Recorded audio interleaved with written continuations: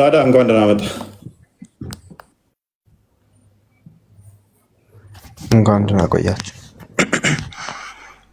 መልካም ጥያቄ ልጠይቅህ። ቢ ቶፒኩ ላይ እንተንበረው ነው ጠይቃለሁ።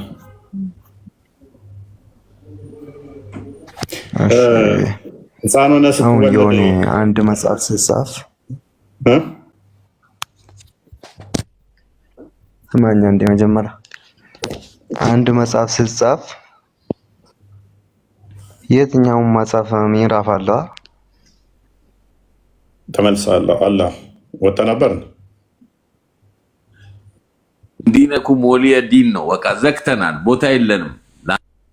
ዲነኩም ወሊየ ዲን እሱ ባይ በሱረት ተውባ አንተ አንዋር ለምን ስርዓት አትይዝም? እኛ ልንጠይቀው ነው። ስርዓት ያዝ። ሲያስጠላ ስማኝ፣ ቀጥልሽ። አንድ መጽሐፍ ስጻፍ አሁን የተራ ሰው እንኳን መጽሐፍ ስጻፍ ምዕራፍ አለው። ሁሉም መጽሐፍ የትኛውም ይሁን አይደል? እሺ። አንደኛው ምዕራፍ ሐሳቡን ከመጀመሪያ እስከ መጨረሻው ምዕራፍ አያልቅም ሐሳቡ ማለት ነው አይደል? ማን ያለው አይደለም፣ የተራ ሰው እንኳን አልኩኝ እኮ። የትኛውም መጽሐፍ ቁርአን ግን እንደዛ አይደለም። ቁርአን እንደዛ አይደለም። እኔ ነኝ ያልኩ። ቁርአን እንደዛ ነው አይደለም። አሁን ቆይ ስማኝ አንዴ አይደለም። አሁን አንተ መጽሐፍ ቅዱስን ስታነብ እያየሁ ነው። 7 8 9 10 11 እንደዚህ እያነበብክ ነው። ግን ከቁርአን ስትጠይቅ አንድ ትንሽዬ ነገር ወይ ደግሞ የሆነ ትንሽዬ ሲምፕል ነገር ይዘህ መተህ ነው የምትጠይቀው። ከዛ ጨምር አልጨምርም ቀንስ ከዛኛው ያው ሱራ 3:54 ክፈተው። 3:4 ብዬ ላንብብለት። እሺ ከዛ ታብራራለህ። ለእሱ እንዳይሆንም ክርስቲያን አለ ክርስቲያን መለስኩኝ። ኔትወርክ ላክ አድርጎብኝ። ሱራ 23:54 ነው ልክፈት። ኦኬ ምን ልክፈትልህ? ሱራ 23:54 ጥያቄ አልጠየከኝም እኮ። ኦልራይት ጥያቄ ልጠይቅ። እሺ ካፊሮችን አላህ የሚያቆያቸው ለምንድን ነው? ኃጢአት እንዲጨምሩ ብቻ ወይንስ ንስሐ እንዲገቡ? ካፊሮችን የሚያቆየው ለሰው መጀመሪያ አላህ አይምሮ ሰጥቶታል። አስቦ ከተመለሰ ይመለስ፣ ካልተመለሰ ደግሞ ጀሃነም እንዲገቡ ነው የተዘጋጀ። ጀሃነም የተዘጋጀ ለካፊሮችና ለካሃዲዎች። ካፊርና ካሃዲ ከሌለ ጀሃነም ማን ይሞላል? ገና ሳይፈጥር ነው አይደል? አላህ እናንተ ገነት ግቡ እናንተ ገሃነም ግቡ ብሎ የወሰነው። ውሳኔ ይቀየራል። የአላህ ውሳኔ ይቀያየራል። ሱራ 6:114 ላይ እኔ ቃል አትቀየርም ይላል። ስለዚህ አንተ ነው የቀየርከው ያለህን ቃል አይደለም። ማን የቀየረው? ውሳኔ ይቀየራል። የአላህ ውሳኔ አንዴ አሁን ለምሳሌ ወይ መጀመሪያ ላይ የሚጻፈው አሁን መጀመሪያ ላይ ሲጻፍ ይሄ ሰውዬ ከ60 ዓመት ይኖራል። ከ60 ዓመቱ ለአንድ ቀን ብሎ ሙስሊም ሆኖ ይሞታል። ከዛ ጀነት ይገባል ሊል ይችላል። አዎ ስለዚህ የሆነ ሰዓት ሰውየው ሲቀየር ውሳኔውን አላህም ይቀይራል ማለት ነው። ስለዚህ አላህ ራስ ኮንዲሽናል ነው ማለት ነው። ወቅታዊ የሚሆን ነው፣ የሚዋዥቅ ነው ውሳኔው። አያውቅም ማለት ነው አላህ ራስ አይደለም። አሁን ስማኝ፣ አሁን ከአንተ ጋር የሚከራከር ስንት ሰው እስላም ሆኖ አይደለም? ከኦርቶዶክስ እና ሙስሊም እየተከራከረ ሙስሊም የሚሆን አለ። እሱ የተጻፈ ነው። ክርስቲያን የሚሆነውስ እሱም የተጻፈ ነው። ታዲያ ምን ይሆን? እንትን የሚሆንም አለ ሁሉም ሰው እኮ ጀነት እስላም ሆኖ ሁሉም ሰው ይወለዳል። ሁሉም ሰው ከፍሮ ነው የሚወጣው። እውነትህን ነው። ኦልራይት አንዴ ሱራ 19 ለምንድን ነው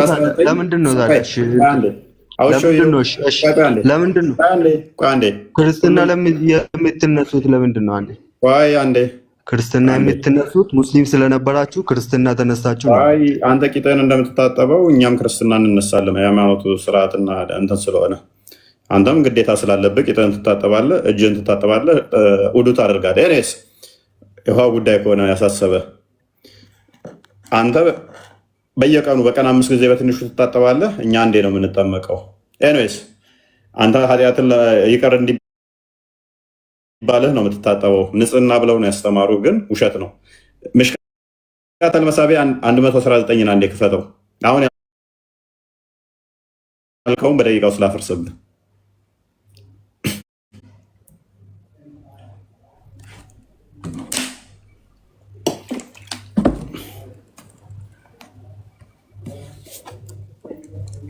ባይዘ ዋሽተዋችኋል። ውዱ የምታደርጉት ለንጽህና ነው ምናምን የሚሏችሁ ውሸት ነው። ኃጢአታችሁ ይቅር እንዲባል ነው ውዱ የምታደርጉት፣ በውሃ ኃጢአታችሁ ይቅር እንዲባል። ኤኒዌይስ አንብበው ክርስቲያን። እሺ በደንብ አስተውል። እንትና ሳዳ ነው የሚለው ሶሪ፣ ሳዳ ሴስም ነው ሰዓድ ነው መሰለኝ። ኦኬ እሺ ጋድስ ሜሴንጀር አሴይንግ አቡ ዳርዳ እንዳስተላለፈው ያለ መልእክተኛ እንደተናገረው ይላል ጋድ ክሬትድ አደም when he created him and stuck his right shoulder and brought forth his offspring white like small ants አላህ አደምን ፈጠረው። ከፈጠረው በኋላ ቀኝ ትከሻውን መታ አደረገው። ከመታው በኋላ በቀኝ ትከሻው በኩል ነጫጭ እንደ ጉንዳን የሚመስሉ ዝርያዎቹ ወጡ አለ። and he stuck his left shoulder and brought forth his offspring black as they they were charcoal ቀኝ ትከሻውን ከመታው በኋላ ወደ ትከሻው ደግሞ ሄድና ግራ ትከሻውን መታ አደረገው። ከዛ በኋላ ጥቋቁር ከሰል የመሰሉ ዝርያዎቹ በጉንዳን መልክ ወጡ ይላል። then he said to the party of his right sides በቀኙ ለነበሩት ዘሮቹ እንደዚህ አላቸው to paradise and I don't care ወደ ገነት ግቡ አያገባኝም ይላቸዋል። and he said to the party in his left shoulder በግራ በኩል ለነበሩት ዘሮቹ ደግሞ እንደዚህ አላቸው to hell I don't care ወደ ጀሃነም ሂዱ አያገባኝም ብሎ ይመልስላቸዋል። ሎክ በደንብ አስተውል። ሳዳ ገና አደም ሲፈጥረው ነው እናንተ ገሃነም እነኚህ ገነት ብሎ የለያቸው ዘሮቹን አውጥቶ ገና ሳትወለድ ገሃነምና ገነት ከተባልክ እንዴት ሆነ ነው ገና ስትወለድ ሙስሊም የምትሆነው? ተለይተዋል እኮ እናንተ ገሃነም ናችሁ እናንተ ገነት ናችሁ ብሎ ገሃነምና ገነት ብሎ ለይቷቸዋል። ሱራ 17:65 ክፈትልኝ። ገሃነምና ገነት ገና ሳይፈጥራቸው ካላቸው ገሃነም የሚገቡት ደግሞ ሙስሊም ያልሆኑት ነው ከተባለ ሎክ ገና ሳይፈጥራቸው ገሃነም የሚገቡት ሙስሊም ያልሆኑ ነው ከተባለ ገና ሳይፈጥር ምን አድርጓቸዋል? እናንተዎቹ ገሃነም ነው የሚገቡት። ያኛው ራሱ አልጨረስንም እኮ ሌላ አንቀጽ ከመሄድ በፊት አሁን አንተ ጀነት ግባ አያገባኝም ማለቱ ምን እንደሆነ ላስረዳ። በደንብ ላሳየህ። ገነት ግባ አያገባኝም። እችን ክፍል አንብባት። ባሮቼ በእሱ ላይ ፈጽሞ መጠጊያ በጌታ በቃ ይላል። ወደዚህ እንመለሳለን። ወደዚህ እንመለሳለን። ያኛውን እያስረዳሁ ልሂድ። ስማኝ። ያኛው አንተ ገነት ግባ አያገባኝም ማለት አንተ አይምሮ ተሰጥቶ ሁሉም አሁን ለምሳሌ ተውራት፣ እንጂል ለሁሉም ተሰጥቷል። ያኔም አሁን ለምሳሌ ሁሉም መጽሐፍ አንብበህ አንተ እንድታነብ ተሰጥቷል። አንብበህ እንድታስተውል ደግሞ አይምሮ ተሰጥቷል። ከዛ አንተ መርጠህ የሚሆንህን አይተህ ወደ ጀነት የሚወስድህን መርጠህ መሄድ ያንተ ድርሻ ነው። አያገባኝም ማለት ደግሞ ጀነት ብትገባ አላህም ምንም አጠቅመውም ለራስህ ነው። ገሃነም ብትገባም ደግሞ ከአላህ ምንም የምታጎለው ነገር የለም ለማለት ነው። ማራይት እሺ። ሜቢ ክፍሉን አልተረዳኸውም ሳድ። ክፍሉ ስለ ምርጫም አይደለም። ገና ሳትፈጠር እኮ ነው። ገና ሳትፈጠር አንተ ገሃነም ትገባለህ፣ አንተ ገነት ትገባለህ ብሎ የለየህ ገና ሳትፈጠር ነው፣ በምርጫ አይደለም። ሳትፈጠር ያኔት ባይ አንዴ ሳትፈጠር የለህም። ሳትፈጠር እከሌ ከሌ ገሃነም ትገባላችሁ፣ እከሌ ከሌ ገነት ትገባላችሁ ብሎ ለየ። ጀርባውን መታ ያደረገና ነጫጭ ዘሮች በቀኝ በኩል አወጣና እናንተዎቹ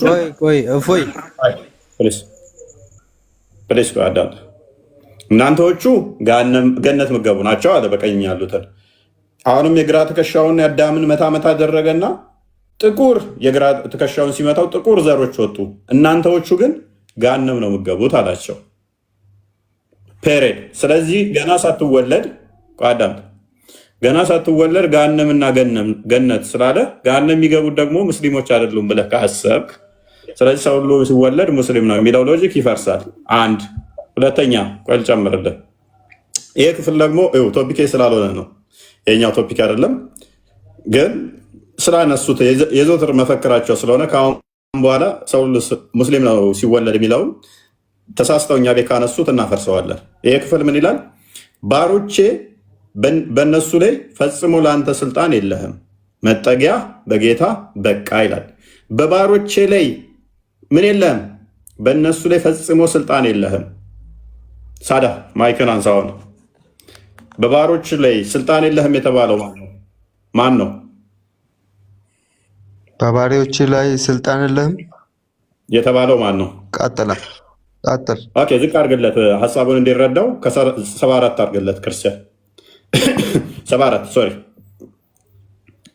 ከነሱ የቻልከውንም ሰው በድምፅህ አታል፣ ከነሱም ላይ በፈረሶችና በእግሮችህ ሆነ ለልብ በገንዘቦቻቸውም በልጆቻቸውም ተጋራቸው፣ ተስፋ ቃልም ግባላቸው፣ ሴጣንም አታለልን እንጂ ተስፋ ቃልን አይገባላቸውም ይላል። ሴጣን ምንድን ነው የሚያደርገው? ተስፋ ቃል ይገባል፣ ያታልላል አይደለ? በባሮች ላይ ስልጣን የለህም የተባለው በሙስሊሞች ላይ ግን ሴጣን ስልጣን የለውም አይደለ? እንደዚህ ማለት በባሪያዎች ላይ ስልጣን የለህም ማለት አሁንም እስካሁን ራሱ ያለ ነገር ለአላህ የተገዛ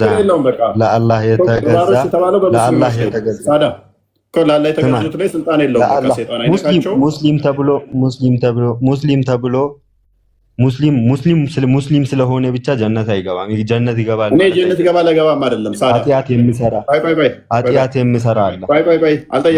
አልጠየኩም። ስለዚህ ሴጣን ሙስሊም የተባሉትን ስልጣን የለውም። እሱ ሊነካቸው ሊያዛቸው እንትን ሊላቸው አይችልም ማለት ነው አይደለ? ህፃናት ሙስሊም ናቸው ብለህ ታምናለህ? ሳይ ሙስሊም 23:7 ክፈትልኝ።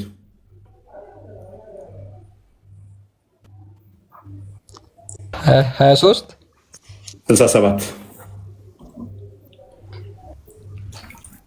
አሁን አንተ ለመጠየቅ እንጂ እኮ ለመልስ ጊዜ አትሰጥም።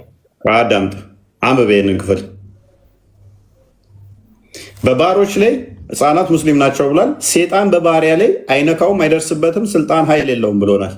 ህፃናት ሙስሊሞች ናቸው ብሎናል። እንየዋ፣ አንብበው ክርስቲያን። ኦኬ አቡ ሁሬራ ሪፖርትድ አላስ ሜሴንጀር አሲንግ አቡ ሁሬራ እንደተረከው ያለ መልእክተኛ የተናገረውን ይላል።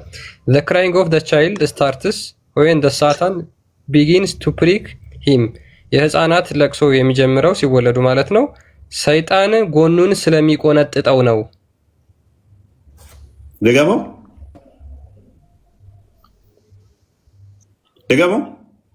ሰይጣን ምን ስለሚያደርገው ነው? ሳዳ ህፃናት የሚያለቅሱት ህፃናት ጎኑን ስለሚነካ ነው አለ። ህፃናት ነው አለ። ሙስሊሞችን አይነካም ብለህ ነበረ። ሰምቻለሁ። ቁርአንህም ደግሞ ሴጣን በአማኞች ላይ ምንም ስልጣን የለህም ብሎት ነበረ። ህፃናት ሙስሊም ከሆኑ ሴጣን ለምን የሚያስለቅሳቸው? አይነካም ማለት ምንም የትኛውም እኮ ይሞክራል። የትኛውንም መሞከር ብቻ ሳይሆን ያስለቅሳቸዋል እንጂ ምን ቁርአኑን ክፈተው አንዴ። አስለቅሳቸው እኮ ጭራሽ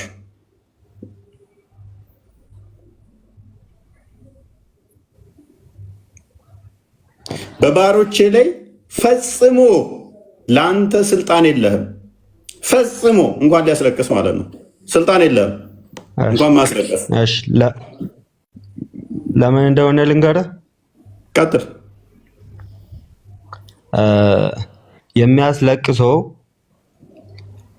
ህፃን አልቀራማ። አሁን ትልቅ ሰው ቢሆን እና ልንገርህ አይደለም እኮ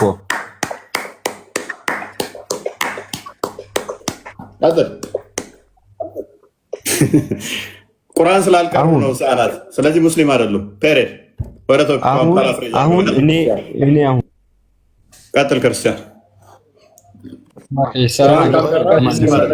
እፎይ ኧረ በአላ እኔን አናግረኝ። ጥያቄ አለኝ በአላ አልጨረስኩም እኮ ሳድ በቃ አለቀ። ህፃናት ቁርአን ስላልቀሩ በቃ ቁርአን ስላልቀሩ ስለዚህ ሙስሊም አይደሉም። እኔ ምሳሌ እየሰጠሁ ነው። ቶፒኩ ላይ ገባ። በቃ ወደ ቶፒኩ መልሰው ክርስቲያን። ቶፒካችሁ ተሳስታችሁ ካሁን በኋላ ሰው ሁሉ ሙስሊም ነው የቢል ካመጣችሁ በደቂቃ ውስጥ እናፈርሰዋለን ብያችኋለሁ። በአንድ ሳይሆን ማአት ማስረጃዎች በተለያየ መልኩ እናፈርሰዋለን። አላፈረስክም እኮ። አሁን ወደ ቶፒኩ ተመለስ። ሳድ አቤት። እስማኤል አንዴ ትቀጥላለህ። አላህ ኃጢአት ባትሰሩ በምድር ላይ ምን ያደርጋችሁ ነበር? ባትሰሩ ኃጢአት ባትሰሩ ያቆያችሁ ነበር ወይስ ያጠፋችሁ ነበር? ለምን? ጀነት ስለተዘጋጀልን መሞታችን አይቀርም። ብንሰራም ባንሰራም እንሞታለን። ባትሰራ ብዬ ነው የጠየቅኩህ እኔ። ኃጢአት ባትሰራ አላህ ያጠፋህ ነበር ወይስ አያጠፋህም ነበር? ያጠፋ ስትል አሁን ይገለናል። ኃጢአት ባትሰራ ለምን ይገልሃል? እዛ ጀነት የተሻለ ተዘጋጅቶልናል። እዛ ኦኬ። ኃጢአት ሰርተህ ሞተህ ነው ወይስ ሳትሰራ ነው የሚያስገባህ? ካልሰራው ነው የሚያስገባ። ኃጢአት ካልሰራው ጀነት ነው የምንገባ። ኦኬ። እስኪ ይህን ሀዲስ አንብበው። እሺ ታነበዋለህ? ላንብብልህ? አንብብልህ። ኦኬ። አቡ ሁረይራ ሪፖርትድ አላህስ ሜሴንጀር አስ ሴይንግ ይላል ባይ ሂም ኢን ሁዝ ሃንድስ ኢዝ ማይ ላይፍ፣ ነፍሴ በእጁ በሆነችው በአላህ እምላለሁ። ሙሐመድ የተናገረው ማለት ነው። ኢፍ ዩ ዌር ኖት ኮሚቴድ ሲን፣ ኃጢአት ባትሰሩ ኖሮ አለ ሙሐመድ፣ አላህ ውድ ስዊፕ ዩ አውት ኦፍ ኤግዚስተንስ፣ አላህ ከህልውና ያጠፋችሁ ነበረ። ኤንድ ሂ ውድ ሪፕሌስ ባይ ሰምዋን ሁዝ ፒፕል ሁድ ኮሚት ሲን፣ ኃጢአት በሚሰሩ ሰዎችም ይተካችሁ ነበር አለ። ለምንድን ነው አላህ ኃጢአት ካልሰሩ ሰዎችን የሚያጠፋው? ጀነት እዛ ስለተዘጋጀልን አልኩ። ኃጢአት የሚሰሩትን የሚተካው ለምንድን ነው? ኃጢአት የሚሰሩትን ደግሞ ገሃነምን ስላዘጋጀ ለነሱ ደግሞ ጀሃነም እንዲገቡ ነው። ኃጢአት ሰርተው ስለዚህ አላህ ሰዎች ኃጢአት ሰርተው ጀሃነም እንዲገቡ ብሎ ይፈጥራል ማለት ነው። ኃጢአት ምሰራ ጨርሻለሁ። በቃ ጨርሻለሁ። ሰዎችን ኃጢአት እንዲሰሩ ከፈጠረ ይሄ የፈጣሪ ባህሪ አይደለም። አላህ ሰዎች ኃጢአት እንዲሰሩ ይፈጥራል ማለት ከባድ ነው። ፈጣሪ እኛ እንዲሰሩ ሳይሆን ከኃጢአታቸው እንዲመለሱ ነው። አይልማ ተውበት እንዲያደርጉ አይልማ። ክፍሉ እናንተ ለምሳሌ ሙስሊም ናችሁ፣ ምንም ኃጢአት ካልሰራችሁ እናንተን አጠፋና ኃጢአት የሚሰራ ሰው ፈጥራለሁ ማለት ምን ማለት ነው? ምክንያቱም ቃል ኪዳን ገብቷል። ወይ አንተ አብዱ ችግሩ ምን እንደሆነ ታውቃለህ? ሰው ኃጢአት ይሰራል፣ ግን ተውበት ማድረግ አለበት። አይልም። ሰው ኃጢአት ይሰራል፣ ደግሞ ከኃጢአቱ ደግሞ ይመለሳል፣ ተውበት ያደርጋል። አላህ ለተውበተኞች ተውበት ለሚያደርጉት ተቀባይነት አለው። ገባህ? ክፍሉ ምን እንደሆነ ታውቂያለሽ? ኃጢአት ባሰሩ ነው። ሁሉም ኃጢአት ባይሰሩስ? አሁን ይኸውልሽ የተፈጠሩበት ዓላማ ሰው ልጅ ሆኖ ኃጢአት የማይሰራ የለም። የሰው ልጅ ሆኖ ፍጹም የለም። ሁሉም ኃጢአት ይሰራል፣ ግን ዋናው ነገር ዋናው ፖይንቱ ከኃጢአቱ ይመለሳል፣ ተውበት ያደርጋል። ኢሳ ለምሳሌ ሁሉም ሰው የተባለ ፍጡር ኃጢአተኛ ነው፣ ግን ተውበት ነው ዋናው። የሰው ልጅ ተውበት ማድረግ ነው። ኃጢአት ሰርቷል ታች ሁሉም አትበይ። ለምሳሌ ነው አሁን አላህ ምንድን ነው ያለው? ገብቶሃል? አዩ ችግሩ ምን እንደሆነ ታውቂያለሽ? ፕሮባቢሊቲው ነው የተቀመጠበት። ሎክ እንዳንቺ እንዳስተምሮ እንቀበለዋለን።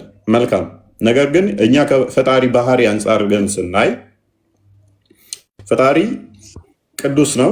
እኛ ቅዱሳን እንድንሆን ነው የሚፈልገው። የኛ ቅዱስ ነው። ሰው ሁሉ ቅዱስ ቢሆን ነው የሚፈልገው። የእናንተው ደግሞ ሰው ሁሉ ቅዱስ ከሆነ አጠፋችኋለሁ፣ ጥፋት የሚያጠፋ ሰው ያስፈልጋል እያለ ነው። ምክንያት ምንድን ነው? ለገሃነም ቃል ኪዳን ስለገባላት ተሰውና ከአጋንንት አንቺን ሞላሻለሁ ስላላት ማለት ነው። ግዴታ እቺ ቃል ኪዳኑ እንድትሞላ ሰዎች ኃጢአት መስራት አለባት። ፖይንቱን በደንብ ካገኘሽው ይህ አይደለም። ቅድም ስላልከው ነገር ነው ማለት አላህ ኃጢአት ለኃጢአተኞቹ ቦታ አለው ወይ ስላልክ ነው። ለኃጢአተኞቹ ቦታ አለው ሳይሆን እሱ የሚፈልገው ማንኛውም ሰው ኃጢአት ይሰራል፣ ግን ደግሞ ተውበት እሱ የሚፈልገው አላህ ከኛ የሚፈልገው ተውበትንና ወደ እሱ መመለስን ነው። አላህ የሚያስደስተው ይሄ ነው። ገባህ አይደለ? እንጂ ማያጠፋ ማይሳሳት ፍጡር የለም ከነቢያቶች በስተቀር ማለት ነው። እኛ እንሳሳታለን፣ ግን የሚያስፈልገው ወደ እሱ መመለስና ተውበት ማድረግ ነው። እሱን የሚያስደስተው ይሄ ነው። አንቺ እኮ ነሽ አሁን እንደዛ አልሽው እንጂ ክፍሉ እንደዛ አይልም። ኤኒዌይስ ክፍሉን ክርስቲያን ቀጣይ ታነበዋለህ። ቀጥል። እንደዛ አይልም። ሰው ለምሳሌ ኃጢአት ባይሰራ አንዴ ሰዓት አንተ ቆይ በቃ አንተ ቅድም ጨርሳል። ምንድነው የሚለው ክፍሉ? ኃጢአት ባትሰሩ ኖሮ እናንተን አስወግጄ ኃጢአት በሚሰሩ ሰዎች ተካችሁ ነበር ነው የሚለው አላህ ማለት ነው። ስለዚህ ሰው ኃጢአት ካልሰራ ለምንድን ነው የሚጠፋው? ለምንድን ነው ኃጢአት የሚሰሩ ሰዎችስ የሚፈጠሩት በእነሱ ምትክ? ሰው ኃጢአት ሳይሰራ የሚኖር ከሆነ በዛው ቅድስናውን እየጨመረ መኖር አለበት እንጂ እንዴት ኃጢአት ካልሰራችሁ ብሎ ግብ ውስጥ ይገባል ፈጣሪ? ኃጢአት ሰርታችሁ ይቅርታ ጠይቁኝ እንዴት ይላል? አሁን ለምሳሌ በእናንተ ገነትና ሲኦል ኃጢአት ሰርታችሁ እኮ አይደለም። አንተ አልተረዳህም። ኃጢአት ሰርታችሁ አይደለም፣ እሱ ስሩ እኮ አላለም። ግን ሰው ሆኖ ማይሳሳት አንተ አትሳሳትም? ልጠይቅ ጥያቄ፣ አትሳሳትም? ኦኬ ችግር የለም። አንድ ጥያቄ ልጠይቅ። ኖ አታውጣው፣ ቶ ስለ ራስህ ነው የጠየቅ። አይ ኖ ለምን ክፍሉ ላይ አታውጣው፣ ቁርአኑን አታውጣው፣ ቶ አንተ አትሳሳትም? እፉ ነው ወይ ነው? አንተን ነው የጠየቅኩ ክርስቲያን፣ አንተን ነው የጠየቅኩ። የራሳችሁ ሰርች ስለሆነ ነው አይደል? መልስልኝ አንተ ክርስቲያን መልስልኝ። ቆይ ወይ መጀመሪያ አንዴ አይደለም አንተን ኖ አይደለም ይመልስልኝ። እፎይ አንዴ ዝም በል ይቅርታ። ግን ክርስቲያን ነው የጠየቅኩ። እሺ ልመልስላት። ችግር የለውም። እሺ አንተ ተሳስተህ አታውቅም ወይ? ችግር የለውም። እሺ እኔ ለምሳሌ ኃጢአት እሰራለሁ አይደለም የጠየቅኩን መልስልኝ እኮ የጠየቅኩን መልስልኝ እኮ። ስህተት ሰርተህ አታውቅም? እሺ ስህተት ሰርተህ አታውቅም? እሰራለሁ። ባልሰራስ ነው? ቆይ ሌላ አትጨምርበት። ባልሰራስ ነው ምን ያደርገኝ ነበር? ቆይ አይደለም አትጨምርበት። ሌላ ባልሰራ ምን ያደርገኝ ነበር? አላህ ልነግርህ ነው፣ አዳምጠኝ። እሺ ቀጥይ። ስህተት ሰርተህ ታውቃለህ አይደል? ባልሰራስ ምን ያደርገኝ ነበር የሚለውን ቀጣይ ጥያቄ እያሰብሽ መልሽ። አንዴ ብቻ የጠየቅኩን መልስልኛ እኮ አልኩሽ እኮ ቀጥይ፣ እየመለስኩልሽ። እሺ ስህተት ሰርተህ ፈጣሪህን ይቅር በለኝ ብለኸው አታውቅም? ታውቃለህ? አውቃለሁ። በቃ እሱ ስህተት ስራ ብሎህ ነው የሰራው፣ አንተ ሳታውቅ ነው የሰራው። እሱ ስህተት ስራ ካለህስ ለምን ይቅርታ ትጠይቀዋለህ? ቆይ ኦኬ፣ አሁን በጣም ጥሩ ፖይንት አመጣሽ። እሺ ኃጢአት ሰርቼ ይቅርታ አልኩት። ኃጢአት ባልሰራ ኖሮስ ምንድን ነበር የሚያደርገው? ኃጢአትማ ይኸውልህ፣ ለዚህ ነው የሰው ፍጹም የለውም ያልኩህ። ለዚህ ነው በቅድስና ይባርከኛል ወይስ ያጠፋኛል? ይቅር በለኝ የምትለው ለምንድን ነው? ቤተ ክርስቲያን ሄደህ ይቅር በለኝ የምትለው ለምንድን ነው? ይባርከኛል እያዳመጥሽት ይኸውልህ፣ እኔ ጠየቅኩን አልመለስክልኝ እኮ። ከክርስትና አንጻር ከሆነ ልመልስልሽ አንዴ ከክርስትና አንጻር ከሆነ አይደለም። እዚህ ውስጥ መጽሐፍ ቅዱስንም ቁርአንንም አታስገባው። እኛ መተዳደሪያ አዩ እንደ መጽሐፋችን እንደ ሰውኛ ሳይሆን አሁን የፈጣሪን ባህሪ ነው እየጠየቅን ያለን። ኃጢአት እንሰራለን፣ ኃጢአት እንሰራና ይቅርታ እንጠይቃለን። ነገር ግን ቅዱስ ብንሆንስ? ቅዱስ ብንሆን ደግሞ የእግዚአብሔር ዓላማውና ፍቃዱ ምንድን ነው? ኃጢአት እንድንሰራ ወይንስ ቅዱስ ሆነን እንድንቀጥል? ይሄንን ነው ቻሌንጅ እያደረግን ያለ ነው። ሜይ ቢ የእኛም መጽሐፉ ይመልሰዋል፣ እናንተንም ሐዲሱ ይመልሰዋል። ቀጥል ክርስቲያን። ያ አሁን እኮ ሀዩ አንቺ ምንድነው ታውቂያለሽ? መስጊድ ውስጥ የተባለው ነው ብዙ ጊዜ ሰምተነዋል። እሱ ነው ኹጥባ ላይ ምናምን ነገር ማለት አይደለም። ይኸውልህ የክርስትናውን አስተምሮ ላንብብልሽና ከዛ አንቺ የሐዲሱን ደግሞ ታብራሪልኛለሽ። ልክ ሐዲሱ እንደሚለው እኔ መጽሐፍ ቅዱሱ የሚለውን መጽሐፍ ቅዱስ እንደሚለው ላብራራለሽ። ምን ይላል መሰለሽ? ዳሩ ግን እኔ ቅዱስ ነኝና ቅዱሳን ሁኑ ተብሎ ስለተጻፈ እግዚአብሔር አምላክ ምን ብሏል መሰለሽ? እኔ ቅዱስ ነኝና እናንተም ቅዱሳን ሁኑ ብሎ ለሕዝቡ ተናግሯል። ስለዚህ ጴጥሮስ ሐዋርያ ጴጥሮስ ምን ብሎ ይደግማል? ዳሩ ግን እኔ ቅዱስ ነኝና ቅዱሳን ሁኑ ተብሎ ስለተጻፈ የጠራችሁ ቅዱስ እንደሆነ እናንተም ደግሞ በኑሯችሁ ሁሉ ቅዱሳን ሁኑ። ስለዚህ አንድ ሰው ቅዱስ የሚሆነው ኃጢአት ካልሰራ ነው እንጂ ኃጢአት ባትሰራ ኖሮ አጠፋሃለሁ አይደለም እግዚአብሔር የሚለው። የእናንተ ግን ከዚህ በተቃራኒው ነው የሚናገረው። ሊትራሊ ኮንትራፖዚት በተቃራኒው ነው የሚናገረው። አላህ ደግሞ እዚህ ጋር ምን ይላል? ኢፍ ዩ ዌር ናት ኮሚት ኤ ሲን፣ ኃጢአት ባትሰሩ ኖሮ ቅዱስ ብትሆኑ ኖሮ አላህ ያጠፋችሁ ነበረ። ሊትራል ኦፖዚት ማለት ነው። ከዛ በኋላ ኃጢአት በሚሰሩ ማድረግ ይተካል። ዘፍጥረት ምዕራፍ 2 ቁጥር 17 አንዴ ክፈተው። እግዚአብሔር አዳምና ሔዋንን ፈጠረ። አሁን ችግሩ ምንድነው? እሱ ሞትና እንትንን እንደነሱ ምንረዳ ይመስላችኋል? ነው እኛ እንደናንተ አንረዳም። በገነት አስቀመጠው። ከዛስ ምንድነው ያለው? ሁሉን ትበላለህ፣ ነገር ግን ይህን ዛፍ አትብላ አለው። ስለዚህ ማይበላ ከሆነ ለምንድን ነው ያልበላኸው ብሎ ሆነ ቀመጥቶ አጠፋው። ማይበላ ከሆነ ዘላለማዊ ነው እንዲቀጥል ነው የሚያደርገው። ከበላስ ሞት ይመጣበታል። ቀጥል፣ ሞት ይመጣበታል። እግዚአብሔር አምላክም ሰውን እንዲህ ብሎ አዘዘው፣ ከገነቱ ዛፍ ሁሉ ትበላለህ፣ ነገር ግን መልካምና ክፉን ከሚያሳውቅ ዛፍ አትብላ፣ ከእርሱ በበላህ ቀን ሞትን ትሞታለህ። ከበላ ምን ትሆናለህ? ኃጢአት ነው፣ ትሞታለህ፣ ከእኔ ትለያለህ አለ። ከፍ አድርገው። ስለዚህ ይሄንን ትእዛዝ ሰጠው ማለት ነው። ኤኒዌይስ ቴንኪው። ካልበላህ አይደለም የምትሞተው። አሁን እስልምናው ጋር ግን ምን ሆነ? ትእዛዝ ሰጠው። ትእዛዙን ከጠበቀ ምን ይሆናል? እሱን አጠፋና ትእዛዙን በሚጥስ እተካ አለው። እኛ ጋስ ትእዛዙን ምጥስ ከሆነ አጠፋለሁ። እነሱ ጋር ግን ትእዛዙን የምንጠብቅ ከሆነ አጠፋለሁ። ሁለቱ ተቃራኒ ነው። ኤኒዌይስ ፓራፍሬዝ አድርገው ወደ ቀድሞው ቶፒካችን።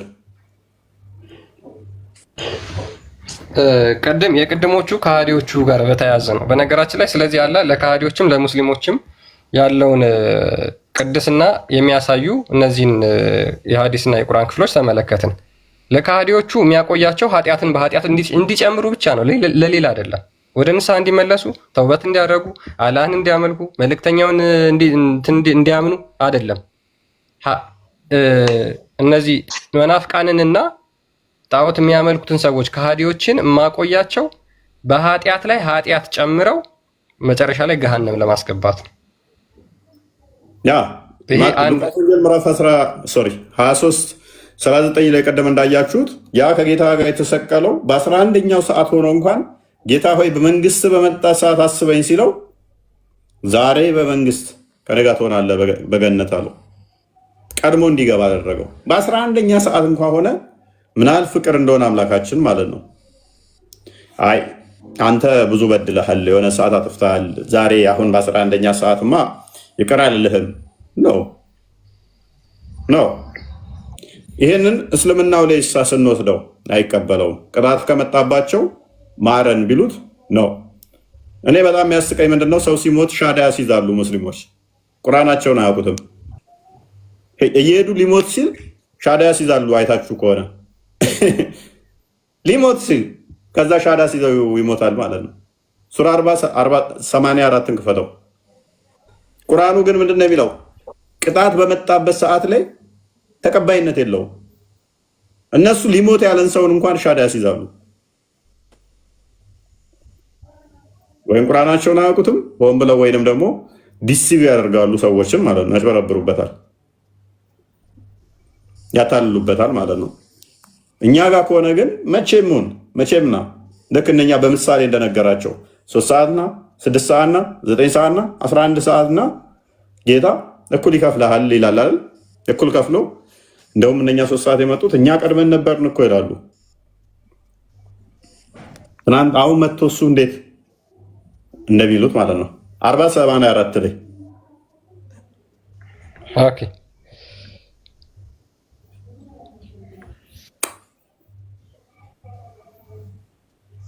አንብበው። ኦኬ ብርቱ ቅጣታችንን ባዩ ጊዜ በአላህ አንድ ሲሆን አምነናል፣ በእርሱም እናጋራ በነበረው ጣዖት ክደናል አሉ። ብርቱ ቅጣታችንን ባዩ ጊዜ ማመናቸውም የሚጠቅማቸው አልነበረ። ሉክ አስቀድሞ በምቾት ያቆያቸዋል። በምቾት ለምን ያቆያቸው? ለማዘናጋት። ቅጣት ሲመጣ ደግሞ ያመንን ጣዖት አናጋራም ካሁን በኋላ ሲሉት ቅጣት ስላመጣሁባችሁ ነው አሁን እንደዛ የምትሉት። አልቀበልም፣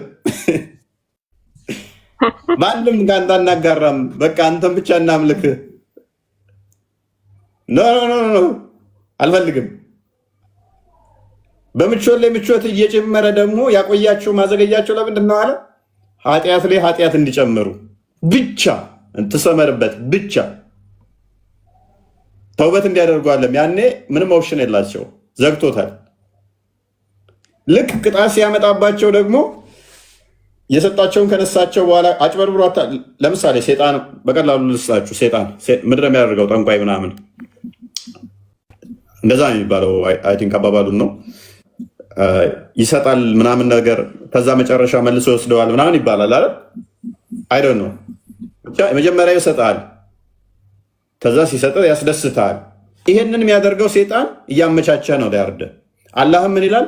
ይሄንን ማደርገው ላዘናጋህ ነው። እኔ አይደለሁም ያልኩ፣ ክፍሉ ነው የሚለው፣ ቁርአኑ ነው የሚለው። ለማዘናጋት ነው ይሄንን ማደርገው። አዘናግቼ ከዛ ከብርቱ ቦታ እዛቸዋለሁ። ኃጢአት እንዲጨምሩ ብቻ ነው ይሄንን የምሰጣቸው አለን። መልካም እሺ። ከዛስ ሰዎቹ በደስታ ላይ ደስታ ሲጨምርላቸው አምላካችን በቃ እያስደሰተን ነው ብለው ሲሉ፣ እሱ ግን ኃጢአት እንዲጨምሩ ብቻ ነው ይሄንን ለማታለል ያደረግኩት አለ። ኦራይት። ከዛስ ነጠቃቸው። ከዛ የሰጣቸውን ወይንም አደጋ መጣባቸው፣ ቁጣ መጣባቸው። ተሳስተናል፣ ይቅርታ አላህ፣ አንተ ብቻ ነህ ጌታ ምናምን ብለው ደግሞ ሲመጡ ቅጣቴ ስላያችሁ ነው አልቀበላችሁም።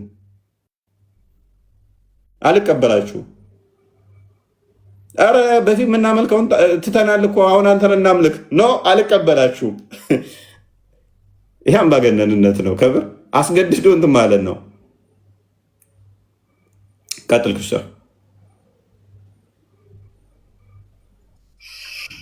ምን ይላል?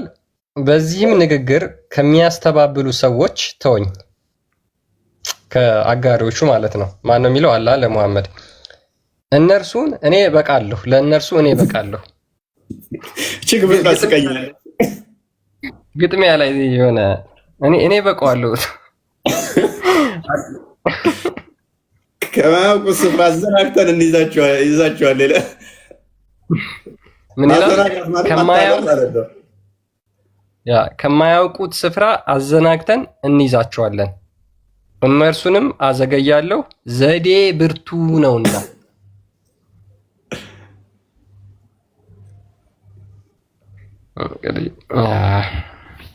ከባድ ነው። ምክንያቱም አስቀድሞ እኮ ስለፈጠራቸው እኮ ነው። ለዚህ 7:179 ክፈተው። አብዛኞቹ ለገሃነም እኮ ስለፈጠራቸው ነው። ፕሮሚሱ ራሱ ሉክ ገና ሲፈጥር ለገሃነምና ለገነት ብሎ ፕሮሚስ ገብቶ ነው የፈጠረው። እንደስለምን ነው እኛ እንደዛ እናምነው። ሁሉ መዳንን ይወርሱ ዘንድ ይላል መጽሐፍ እንጂ አንተ ለገሃነም ለገነት ብሎ አይደለም። ከጋኔንም ከሰዎችም ብዙዎችን ለገሃነም በእርግጥ ፈጠረን። ለምን ለገሃነም ፈጠርን አለ? ምኖቹን? ብዙዎችን። ኢንቴንሽኑ ገና ሲፈጥራቸው ብዙዎቹን ለምንድን ነው? ለገሃነም። ለእነርሱ በእርሳቸው የማያውቁበት ልቦች አሏቸው። ምን ማይሉበት ማያውቁበት ልብ አላቸው። ኦራይት። ለእነርሱም በእርሳቸው የማያዩባት አይኖች አሏቸው። ኦራይት። ለእነሱም በእርሳቸው የማይሰሙበት ጆሮች አሏቸው። እነዚህ እንደ እንስሳዎች ናቸው፣ ይልቁንም እነርሱ በጣም የተሳሳቱ ናቸው። እነዚያ ዘንጊዎች እነርሱ ናቸው አለ። ማዘነጋው ማን ነው አለ? ቀደም ባየነው ላይ ደግሞ አዘናግቼ ይዛቸዋለሁ ያለ ራሱ ነው። ኦኬ፣ እንዳይሰሙ ልቦቻቸው እንዲቸነክር ደግሞ ያደረገው ማን ነው? ሱረቱ በቀራ 7ን ክፈተው አንዴ። አትዝጋው ካሜራው። በቀራ ቁጥር 7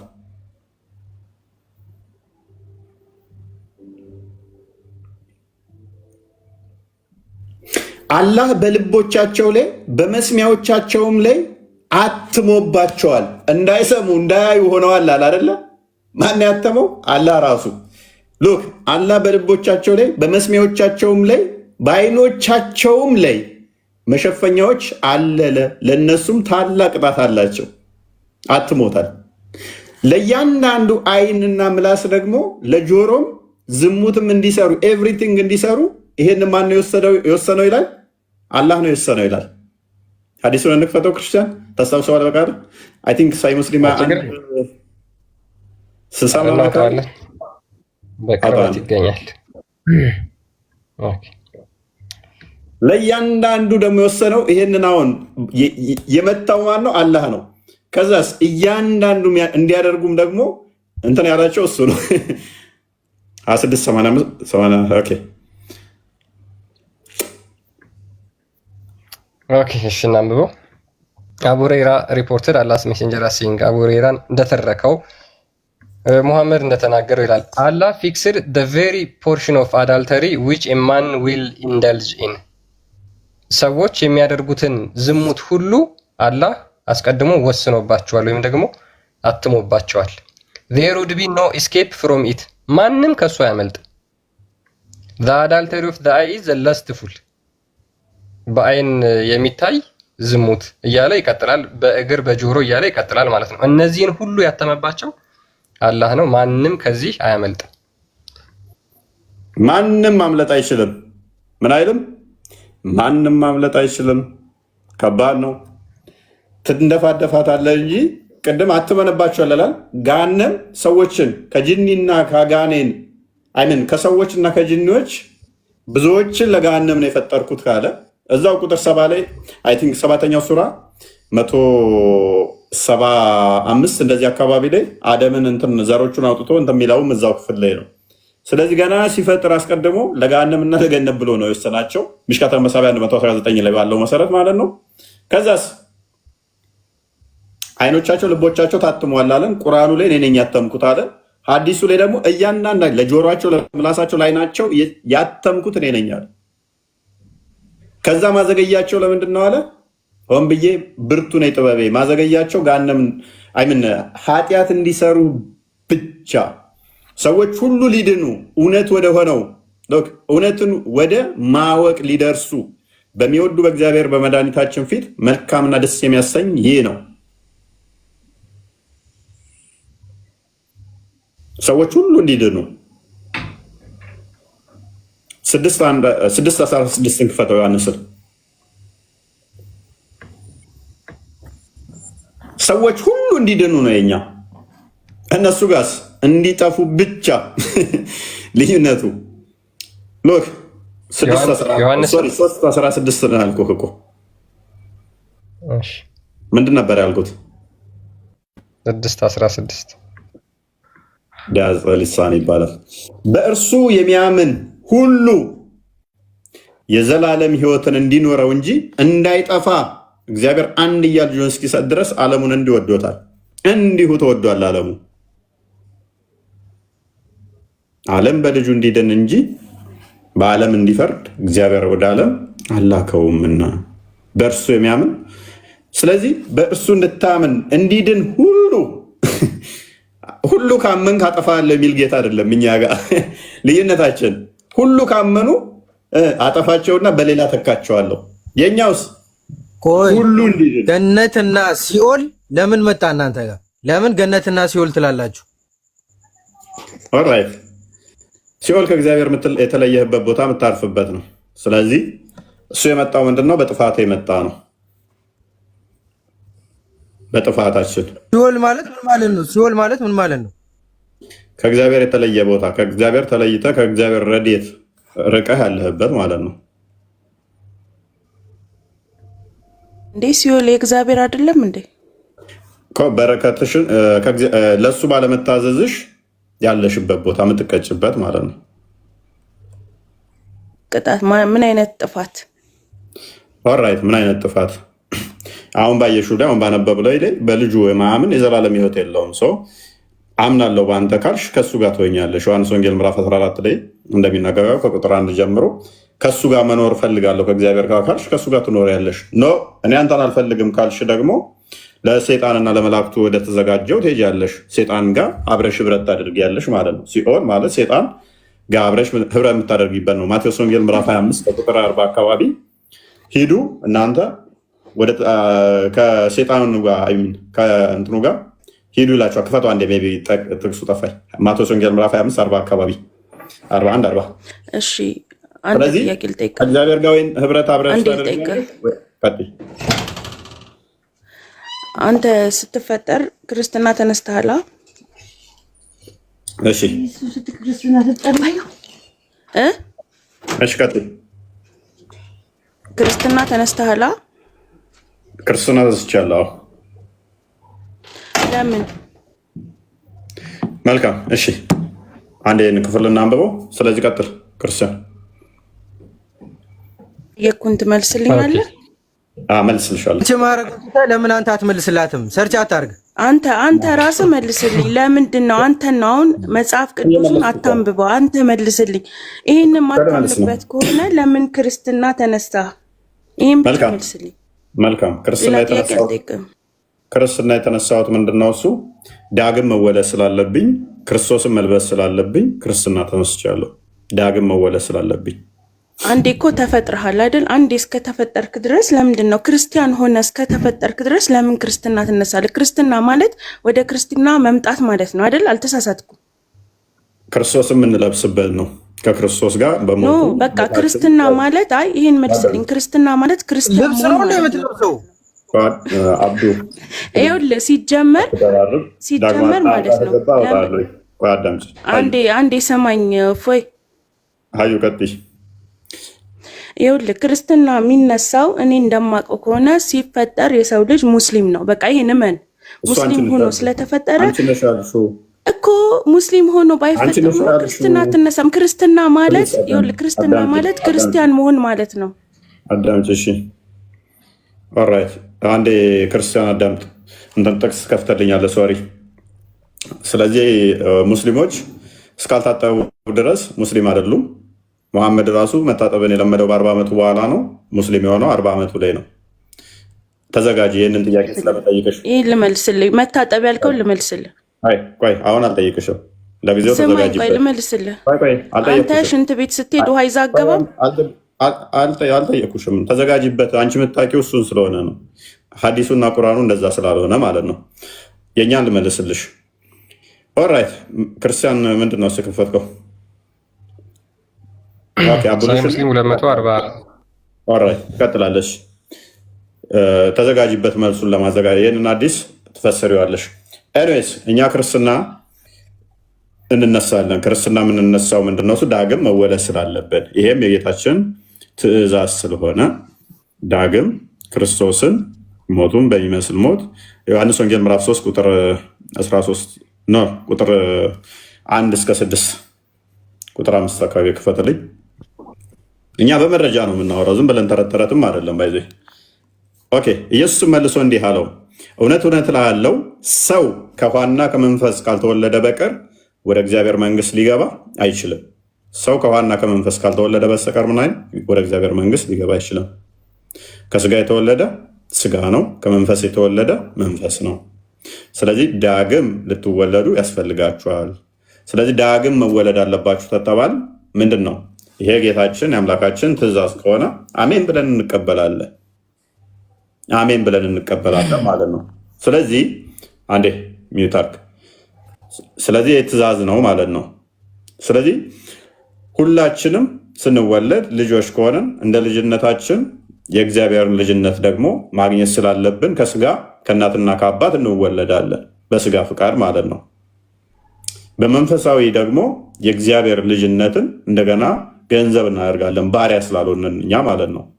እግዚአብሔርን ልጅነት ማድረጉ ለምን አስፈለገ? እፎይ እንደገና ማድረጉ ለምን አስፈለገ? አዳምጥ ቆይ። ለምን ረመዳን ትጾማለህ? ለምን ሻዳ እንትን ትላላችሁ እያልኩ መጠየቅ አይጠበቅብኝም። በኡዱ ብቻ እንዴት ነው? አዳምጥ።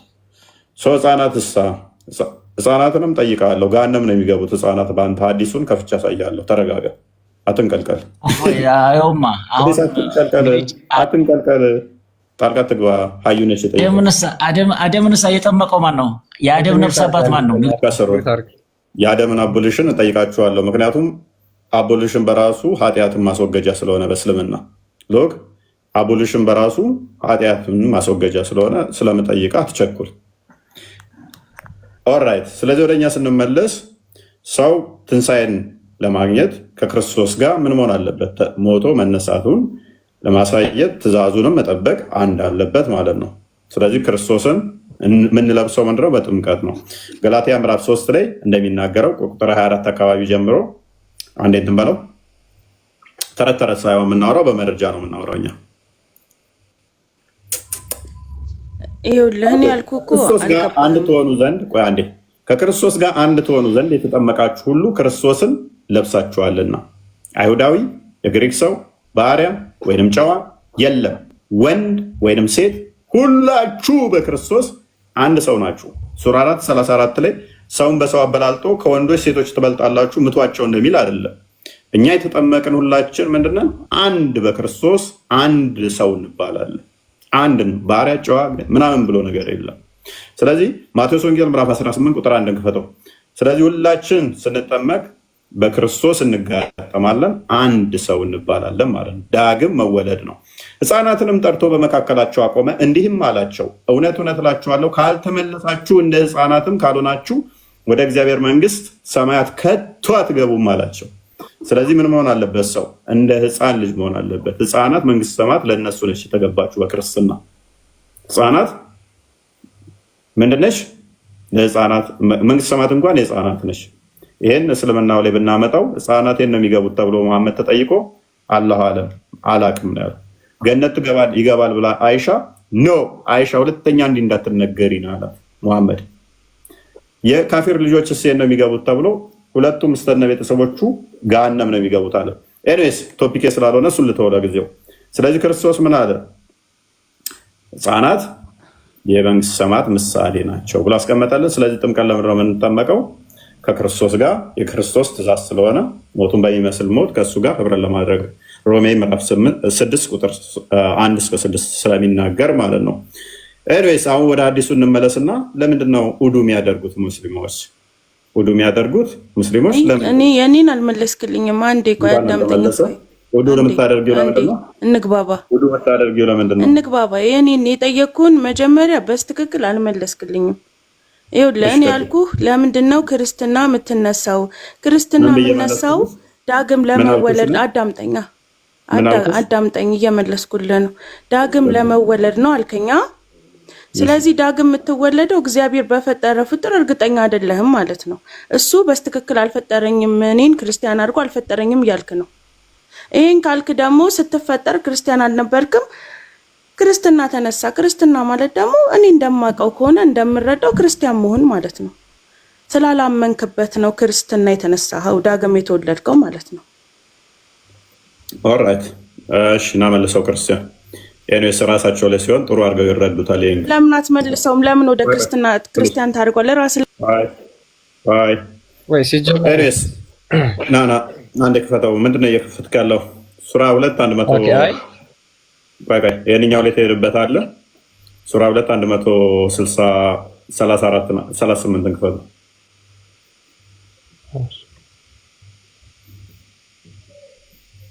ኤኒዌይስ እኛ ትእዛዝ እናከብራለን።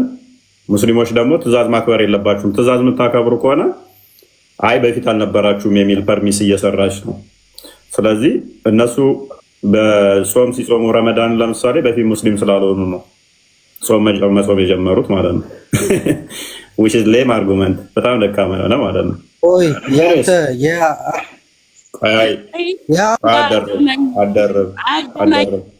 ቆይ አንድ ሰው ረመዳንን ካልጾመ ሙስሊም አይደለም።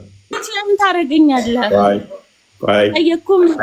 ለአንቺ ነው እኮ ያልተገናኘ መሰለሽ እህታችን። የእኛን አስተምሮ ስለማታውቂ ለአንቺ ያልተገናኘ መሰለሽ። ረመዳንን ካልጾመ አንድ ሰው ሙስሊም ይሆናል? ይኸውልህ ረመዳንን ካልጾመ እኛ አሁን የምንሰግደው ለአላህ ነው አይደለ? 5 ወቅት ሰላት የምንሰግደው ለአላህ ነው። ለአላህ መስገድ ስላለብን ነው የምንጾመውም። ይሄ ከትውልድ ጋር ምን ያገናኘዋል? እኔ ጎበዝ በቃ አላህን ልጠቅመው ነው የምጾምለት። እኛ ግን ለራሳችን ነው ባሪያ ላለመባል ገነን ለመግባት እንጂ ለአላህ ብለን አይደለም። እኛ አላህን ምን ልንጠቅመው? ምግብ ስላልበላንለት እሱን ልንጠቅመው አላህን ልንጠቅመው ማለት ነው አይደለም። ለመጀመሪያ አስማኝ ልንጠቅመው አይደለም። አንዴ ፕሊስ አንዴ አዳምጪ እሺ። ኤኒዌይስ የአላህን መንከር ወይንም የተፈጥሮ መጥመቅ ያዙ ይላል። ምን ማለት ነው እህታችን?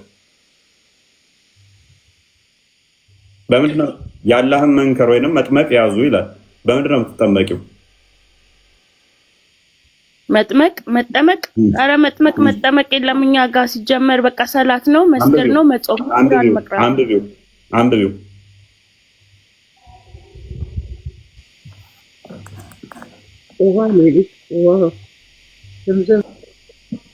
እፎይ አትረብሽ። አንብቢው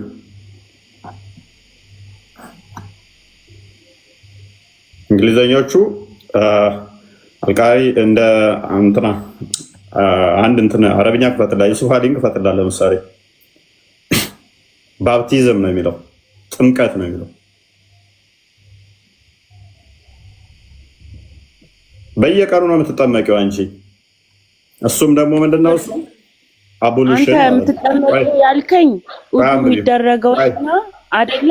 እኔ አይደለሁም ያልኩሽ ቁርአንሽ ነው የሚለው እኮ። ልመልስልህ ታዲያ አንብቢ ቁርአንሽ ነው የሚለው። ልመልስልህ ቁርአኑን አንብቢው። ምንድን ነው የሚለው እኮ? ልመልስልህ መጠመቅ ያልከውን ልመልስልህ። የለም ብላ ነበር መጀመሪያ። ያ መጠመቅ ያልከውን ይኸው እኛ መጠመቅ አይደለም ውዱ ነው የምናደርገው። እሱንም ሰላት ለመስገድ ነው ውዱ ማለት ነው። ባፕቲዝም ማለት ምን ማለት ነው? ፕሊዝ ባፕቲዝም ማለት ምን ማለት ነው?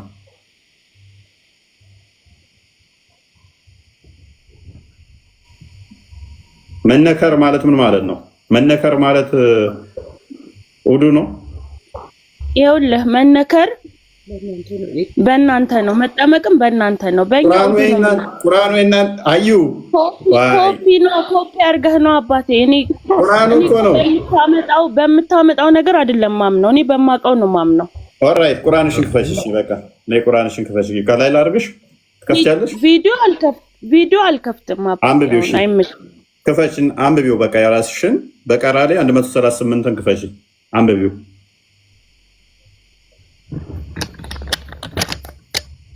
ዋይ ችግር ሆነብን እኮ።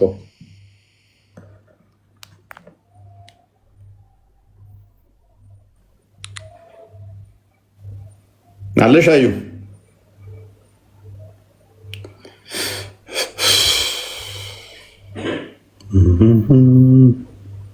አዩ ኤኒዌይስ ባፕቲዝም ነው የሚለው። እንዴት ነው የምትጠመቂው? ምን ውስጥ ነው የምትነከሪው? ይኸውልህ ቆይ ላስረዳህ፣ ስማኝ። እሺ ቀጥይ። ይኸውልህ አንተ መጠመቅ የምትለው እኔ አይደለሁም ያልኩት አንተ ብለሽ እንዳትዪ። እሺ በቃ እሺ መጠመቅ ያልከው ቁርአኑ የሚለው በይ ስማኝ ቁርአን የሚለው ልበልልህ ስለማውቀው ልበልልህ። ውዱ ነው የምናደርገው። ውዱ ማለት ውዱ ለምን ብታደርጉ ይኸውልህ ሰላት ለመስገድ ውዱ እናደርጋለን። ውዱ ማለት ደግሞ ንጽህና ነው፣ መታጠብ ነው። ገባህ አይደለ? አይደለም። እሺ ኃጢአትሽ ይቅር እንዲባል ነው። ለመስገድ ነው። ሰላትን ለአላህ ነው የምትሰግደው። ለአላህ አዩ ጸሎት ለምን እንደምታደርገው እሺ ልጠይቅ። ጸሎት ታደርጋለህ? ቆይ አንዴ አዳምጪ። ውዱ ሳታደርጊ ሰላት ብትሰግጂ ሰላትሽ ተቀባይነት አለው? አይኖረውም። ጎበዝ። ሰላት ማይሰግድ ሰው ሙስሊም መሆን ይችላል? ሲጀምር ሰላት የማይሰግድ ሰው ሙስሊም አይደለም። ከሙስሊምም ሲጀምር ከእናንተ የምንለየው እኮ በሰላት ጨረስን። ስለዚህ አዩ አርጉመንቱ እንዴት እንደሚሰራ ሳትታጠቢ ወይም ደግሞ ውዱ ማያደርግ ሰው ሰላቱ ተቀባይነት የለውም። በደንብ አስተውሉ። ቆይ አዳምጪ። አንተ ጠየቅከኝ መለስክልኝ። አዳምጪ፣ አርጉመንቱ በደንብ ይግባሽ። ውዱ ማያደርግ ካልታጠበ ጸሎቱ ተቀባይነት የለውም።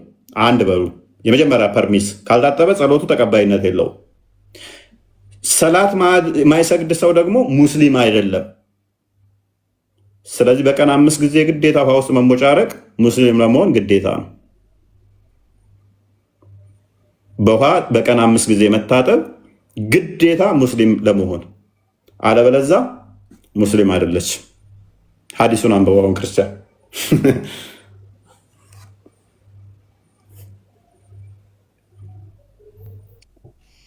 ስልክ 1% ነች እንዳዘጋ ቶሎ ላምብ። ኦኬሽ አቡ ሁሬራ እንደተረከው ይላል አላስ ሜሴንጀር አስሄድ ሙሐመድ እንደተናገረው የኩን አልመለስክልኝ። አንዴ አሁን ቆይ ሚውታር ለምን ወደ ኋላት ወደ ሌላ አሁን የተወራው በማስረጃ እንደሆነ ማወቅ አለብሽ።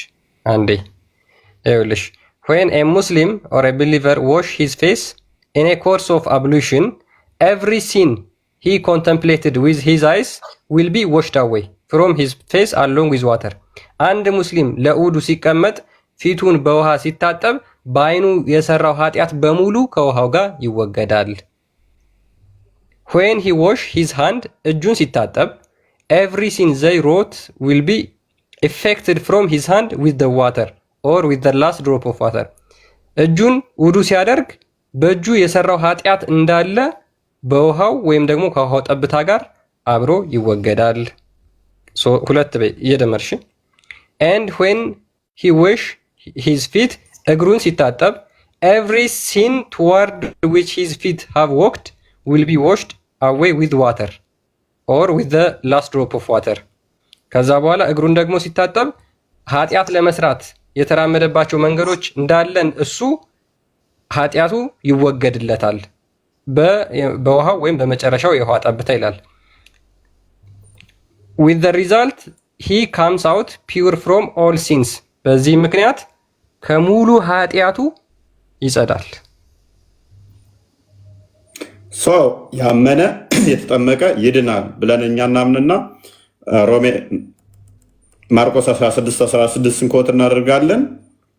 ልክ ትልልቆቹ ደግሞ ጴጥሮስ እንዳላቸው ሐዋርያት ሥራ ምዕራፍ 2 ቁጥር 37 ጀምሮ ያመኑት ምን እናድርግ ሲሉ ሂዱ ንስሐ ግቡ ኃጢአታችሁ ይሰረይ ዘንድ በጌታችን በኢየሱስ ክርስቶስ ስም የተናዘዛችሁ ተጠመቁ ይላቸዋል። ስለዚህ እኛ አንዴ ስንጠመቅ ኃጢአታችን ይሰረያል። እነሱ ግን ቀን በቀን ኃጢአታቸው እንዲሰረይ ይታጠባሉ። ከዛ መጥተው እኛን ይወሱናል። በቀን 5 ጊዜ ማለት ነው። እነሱ ኃጢአታቸውን ለማስወገድ ይታጠባሉ። እኛ ግን አንዴ ስንጠመቅ ኃጢአታችን ይሰረያል። እነሱስ በቀን 5 ጊዜ።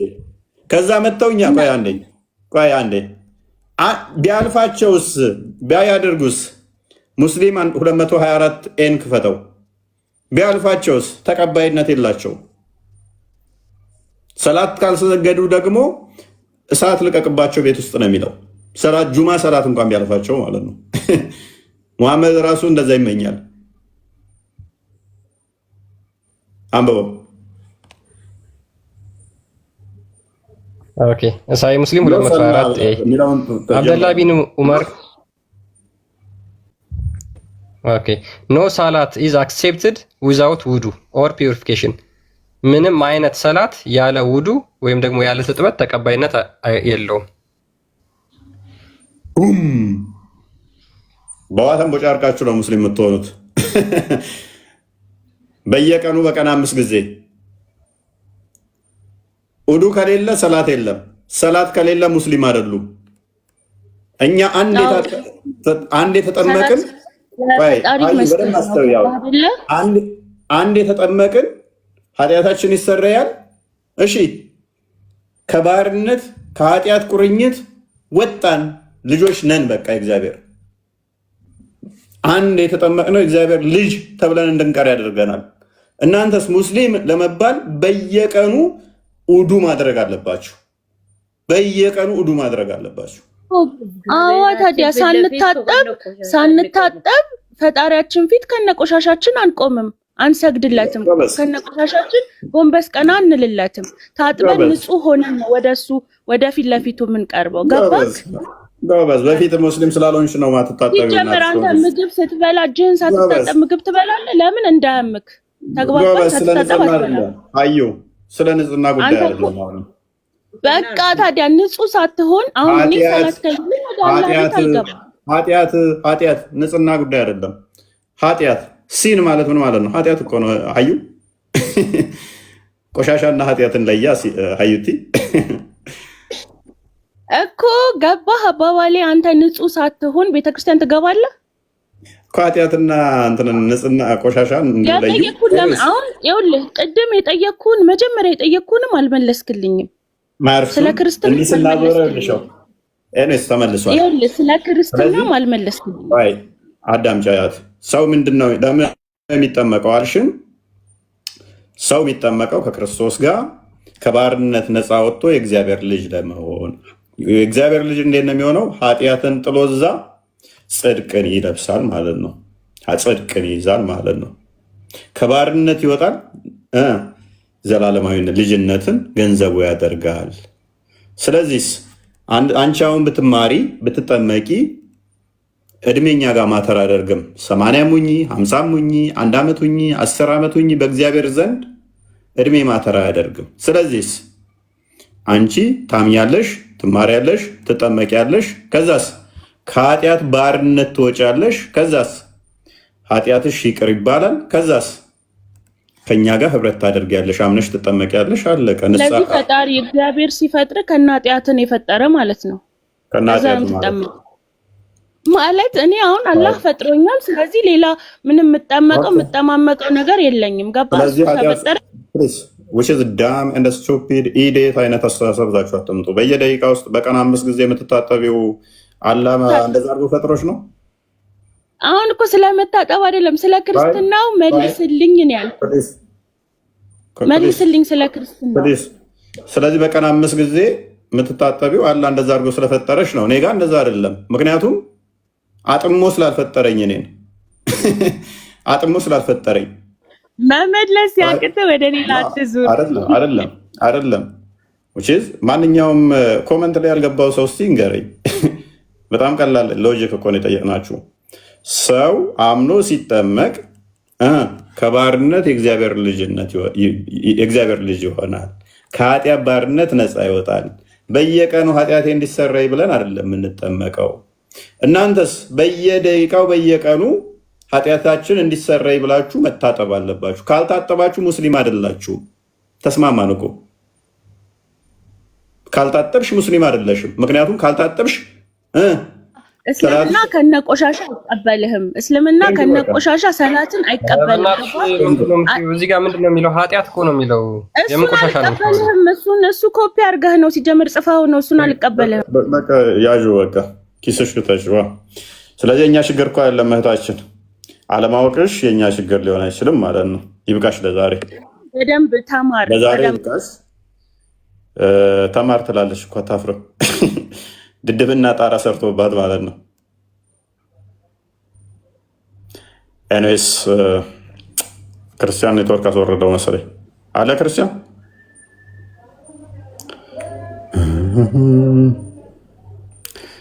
ዘሆል እኮ ነው። በቃ አይምሯቸውን የበረዟቸው ዘሆል እኮ ነው። ድድብና ጣራ የነካባቸው በኢየሱስ ስም which is ኢዚ ሎጂክ እኮ ነው። ኃጢአት ሲሰረይ ነው እንትን የምትለው ልጅ የምትባለው እንዴት ምናምን። ያ አንተ አምነህ ስትጠመቅ ኃጢአትህን ትናዘዛለህ፣ ኃጢአትህ ይቅር ይባላል። ከኃጢአት ባርነት ትወጣና እግዚአብሔር ልጅ ትባላለህ። ኃጢአትህ ይሻራል ስትጠመቅ። አንዴ ነው ጥምቀት የምትፈጸመው ኤፌሶን 4:5 እንደሚናገረው። እነሱ ጋር ኃጢአታቸው ይቅር እንዲባል ምን ማድረግ አለባቸው? በየቀኑ 5 ጊዜ መታጠብ አለባቸው ኃጢአታቸው ይቅር እንዲባል። ካልታጠቡስ ሰላታቸው ተቀባይነት የለውም። ሰላት ካልሰገዱስ ሙስሊም አይደሉም። ስለዚህ ሙስሊም ለመባል በቀን 5 መታጠብ ግዴታ ነው፣ ኃጢአታቸው ይቅር እንዲባል ማለት ነው። ስለዚህ በቀን 5 ጊዜ ኃጢአትን ይቅር ለማስባል መታጠብ ግዴታ ነው፣ ኃጢአት እንዲማር።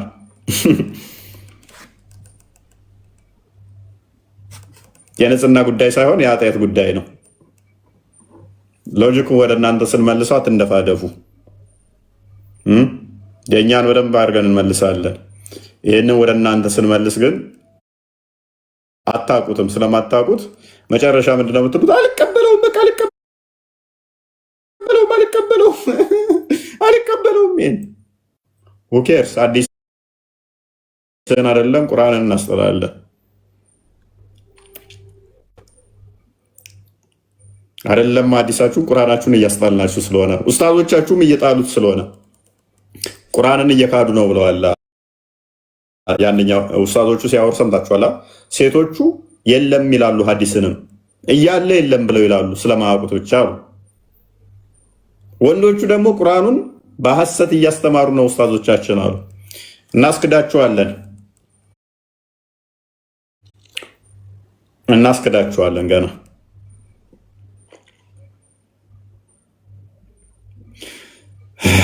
ግን ደስ የሚለው ምንድነው ከስር በጣም ይማራል ማለት ነው። በደንብ የሚማር ኦዲየንስ አለ። እሱን ነው የምንተማመነው እኛ። ከገስት ስንወጣ በትንሹ 10፣ 15፣ 20 ልጆች ቴክስት ያደርጉልናል።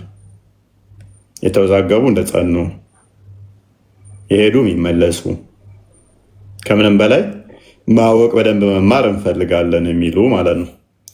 ይሄ ጥሩ ነው። መማራችሁ ጥሩ ነው። ውላቢው እንደዛ ስታደርጉ በጣም ነው የምትመቹን። አንድ ሰውዬ ቻርጅ ይዘጋች። አይገርምም? ይገርማል፣ ይደንቃል። ያልቋል መሰለኝ። ግን ባይዜ በጣም ክሊር ፖይንት ነው የዛሬው። እውነት በጣም የሚገርም ነው። እኔ ራሱ እንደ አዲስ ነው በቃ ሀሳቦቹ ይሆኑብኝ፣ አነባቸዋለሁ እንደ አዲስ ይሆኑብኛል ሁልጊዜ። ጭንቅላት እኮ አለሽ አንቺ ሰውዬ፣ ለዚህ እኮ የምትመችኝ። በደንብ ከአንተ ውጭ ተዋ።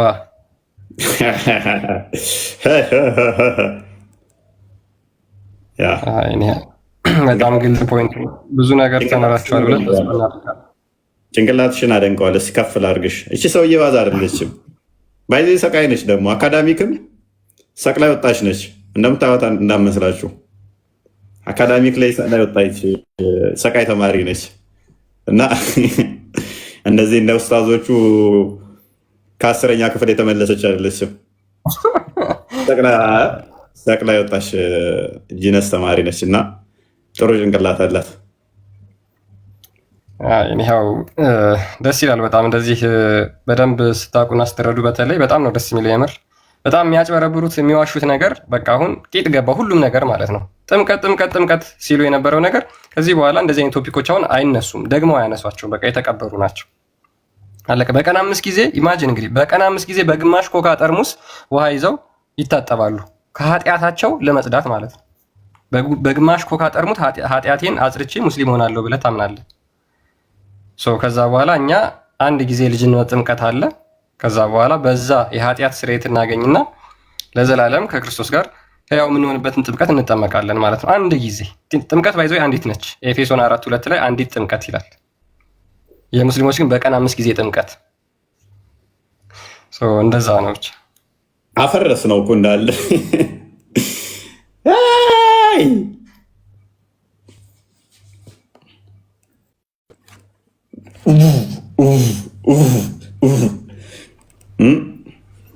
እስከዛሬ የሸወዱት አይበቃቸውም እንዴ? አስበዋል። የዛሬው ቶፒክ ኃጢአት እንድትሰሩ ብቻ ነው ማቆያችሁ እያለ ሙስሊም አላህ እኔን አሁን ያቆየኝ ኃጢአት እንድሰራ ነው። ክርስ መጨረሻ እኔን እንዴት እንደሚረግጠኝ አስበው። አላህ ቢኖር ያ እንግዲህ አሁን ምንድነው በቃ እድሜህ እየጨመረ ሲመጣ ትፈራለህ ማለት ነው። በቃ ወይኔ አላህ የሚያቆየኝ በቃ እየጨመረልኝ ነው ኃጢአት እያልክ በፍራቻ ውስጥ ነው የምትኖረው። በጣም እኮ ነው የሚገርመው። አለመኖር ጠቀመን። ቶሎ ግደለኝ ብለህ መለመን ነው እንግዲህ። ሐዲስ አለ እኮ እንደዛ የሚል ቶሎ ግደለኝ የሚል ሐዲስ እኮ አለ። መቆየቴ እያቆየኸኝ ያለኸው ለመጥፎ ነገር ከሆነ በቃ ቶሎ ግደለኝ የሚል አለ። ያ መሐመድ እንደዛ ብለው ጸሎት እንዲያደርጉ አስተምሯቸው ነበር። እኔው በጣም ግልጽ ነው። በነገራችን ላይ በክርስትናና በእስልምና መካከል ያለው የአምላክ እሳቤ አምላክን ፍቅር በተመለከተ በነገራችን ላይ የብርሃንና የጨለማ ያክል ልዩነት ነው። ክርስትና ጋር እግዚአብሔር እንዴት ብርሃን የሆነ ፍቅር እንደሆነ ክርስቶስ እኔ የዓለም ብርሃን ነኝ እኔ የሚያምን ደግሞ በብርሃን ይመላለሳል ብሎ ተናግሯል። ክርስትና በጣም ብርሃን ነው። እግዚአብሔር አምላካችን ፍቅር ነው አይደለም? እንደዚህ ይሄ እኮ የቂመኛ የተንኮለኛ የሴረኛ እንደው በጣም ቂም ይዞብህ እንዴት ነው ቆይቶ ከዛ በኋላ ሊያጠቃህ ጥሩ ጊዜ እየፈለገልህ አይነት ያለ አዘናግቼ በማያውቁት ስፍራ አዘናግቼ መጥቼ ይዛችኋለሁኝ ሆን ብዬ ብርቱ ነች ቅጣቴ እና ለዛ ነው ማዘናጋቴ ምናምን የምትለዋ ፓርት መቸያለች። ቆመህ ጠብቀኝ ይዞ እንግዲህ አላ ተንኮለኛ ሰውን ይመስለኛል ብላለች ይችላል የሚስራ እህት አሳል አላ ተንኮለኛ ሰውን ይመስለኛል ለምን ትላል? የሚያዘጋየን ለካ ኃጢአት እንድንጨምር ነው።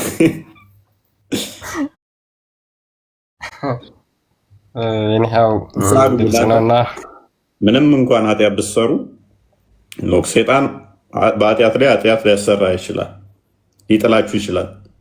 ኃጢአት ሰርቻለሁ ብላችሁ ከቤተክርስቲያን አትራቁ፣ ከእግዚአብሔር እቅፍ አትውጡ። ምንም እንኳን ኃጢአት ብትሰሩ የሰራችሁት ኃጢአት ምንም እንኳን ከባድ ቢሆንም እያሸማቀቃችሁ ሊያርቃችሁ አይገባም ማለት ነው። ሊያወጣችሁ ይበልጥ አይገባም። ምንም እንኳን ኃጢአት ብትሰሩ ምንም አይነት ኃጢአት ብትሰሩ በቃ ኃጢአት ሰርቻለሁ ይቅር አይለኝም ብላችሁ ልትርቁ ልትለዩ አይገባም። ይበልጥ ልትቀርቡት ነው የሚገባው። ደህና ደሩ። ሰላም ደሩ።